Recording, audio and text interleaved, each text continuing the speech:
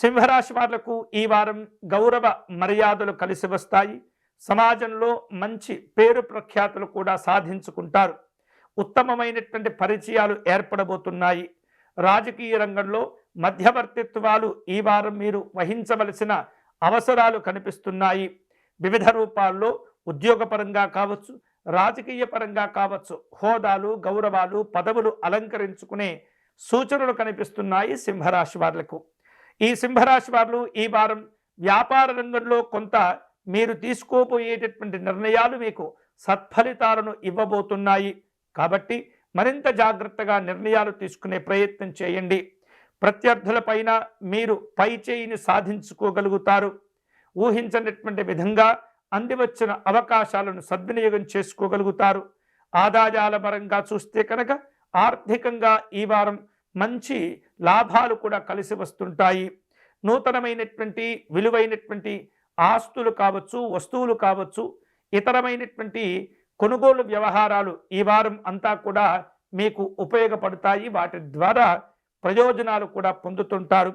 కుటుంబ పరంగా చూస్తే మీ యొక్క తండ్రి గారి నుండి పూర్తి సహజమైనటువంటి మద్దతు, చక్కని తోడ్పాటు, ఆశీర్వాదాలు మీకు అందబోతున్నాయి. కళారంగంలో ఉన్నటువంటి వాళ్లకు ఉత్తమమైనటువంటి ఫలితాలు ఉంటాయి. జాతీయ స్థాయిలో గుర్తింపు, గౌరవాలు సాధించుకునే అవకాశాలు కూడా ఉండబోతున్నాయి. ఆరోగ్య విషయంలో ఈ వారం సింహరాశి వారు కొంత నేత్ర సంబంధమైనటువంటి జాగ్రత్తలు తీసుకోవాలి. ముఖ్యంగా కుడి కన్నుకు సంబంధమైనటువంటి అంశాల్లో కొంత జాగ్రత్తగా ఉండటం మంచిది. వెన్నునొప్పి కూడా అప్పుడప్పుడు బాధ పెడుతూ ఉంటుంది.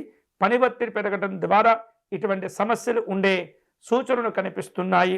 జాగ్రత్తగా ప్రయాణాలను రూపొందించుకోవాలి. వృత్తిపరంగా ఈ వారం దూర ప్రాంతాలకు ప్రయాణాలు చేసే అవకాశాలు కనిపిస్తున్నాయి. వారాంతంలో మీరు చేసేటటువంటి దాన ధర్మాదులు అందరికీ కూడా ఉత్తమమైనటువంటి ప్రయోజనాలను కలగచేస్తుంటాయి.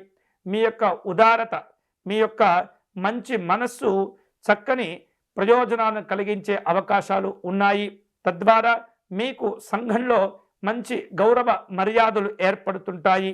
వివిధ రూపాల్లో సింహరాశి వారు ఈ వారం అవకాశాలను అందిపుచ్చుకునేందుకు అన్ని రకాల జాగ్రత్తలు తీసుకుంటూ ఉండటం మంచిది. ఈ సింహరాశి వారు ఈ వారం శుభకరమైనటువంటి ఫలితాలను పొందే క్రమంలో గాయత్రి అమ్మవారికి నమస్కారం చేసుకోవటం, గాయత్రి అమ్మవారి స్తోత్రమును పారాయణం చేసుకోవటం, ధ్యాన శ్లోకమును పారాయణం చేయటం ద్వారా విశేషమైనటువంటి తేజస్సు లభిస్తుంది. తద్వారా మీరు చేపట్టేటటువంటి పనుల్లో విజయాలు కలిసి వస్తాయి.